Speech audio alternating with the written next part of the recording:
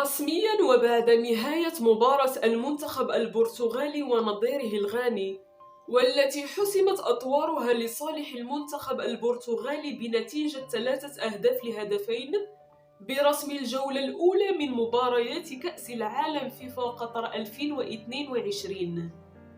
أعلن وكيل أعمال كريستيانو رونالدو لمجموعة قنوات بي إن سبورت القطرية في مفاجأة غير متوقعة عن توقيع الدول البرتغالي لعقد لمدة سنة قابل للتمديد مع نادي النصر السعودي، مع عدم كشفه لمبلغ هذه الصفقة التي ستحدث ضجة كبيرة في عالم كرة القدم.